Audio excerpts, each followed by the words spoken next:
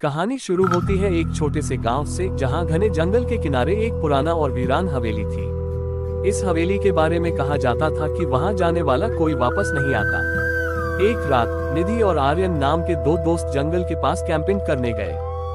दोनों को एडवेंचर का बहुत शौक था और वे उन अफवाहों पर यकीन नहीं करते थे। रात का समय था, चारों ओर सन्नाटा और हवा की सरसराहट डरावनी लग रही थी। जब दोनों ने कैंप लगाकर आग जलानी चाही, तो पता चला कि उनकी लाइटर कहीं गिर गई है। अचानक आर्यन को जंगल में दूर एक रोशनी दिखाई दी। उसने निधि से कहा, शायद वह हवेली है, चलो वहां से आग मांग लेते हैं। निधि थोड़ी डरी हुई थी, लेकिन आर्यन के उत्साह के आगे हार गई। दोनों हवेली के पास पहुंचे। हवेली बाहर से खंडहर जैसी लग रही थी, लेकिन अंदर से अजीब सी चमक और ठंडक महसूस हो रही थी। जैसे ही उन्होंने दरवाजा खोला, वह खुद ब खुद चरमराता हुआ खुल गया। अंदर कदम रखते ही दरवाजा जोर से बंद हो गया। हॉल के बीचों बीच एक पुराना झूला हिल रहा था, जबकि हवा का नामो निशान नहीं था।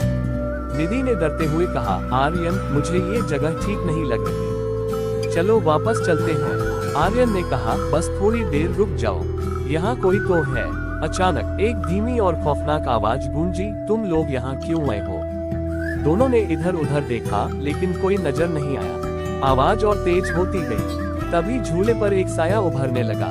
वह एक औरत का था, जिसकी आंखें लाल थीं और चेहरा इतना डरावना कि निधि की चीख निकल गई। वह औरत बोली, तुमने मेरी नींद में खलल डाली है, अब तुम इसका अंजाम भुगतो। हवेली की दीवारें हिलने लगी और दरवाजे अपने आप बंद हो गए।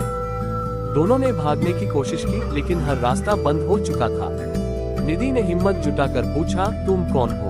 औरत ने ठंडी आवाज में कहा, मैं इस हवेली की आत्मा हूँ, जिसने मुझे धोखा दिया, मैंने उसे यहीं कैद कर दिया, और अब तुम भी। इतना कहते ही वह औरत हवा में गायब हो गई, लेकिन एक जोरदार चीख दोनों के कानों में गूंजती रही। दोनों ने एक खिड़की से बाहर कूदने की कोशिश की और किसी तरह जंगल तक पहुंच गए। जब उन्होंने पलट कर देखा, तो हवेली गायब हो चुकी थी, लेकिन निधि के हाथ पर एक जला हुआ निशान रह गया, जो उस रात की सच्चाई का गवाह था।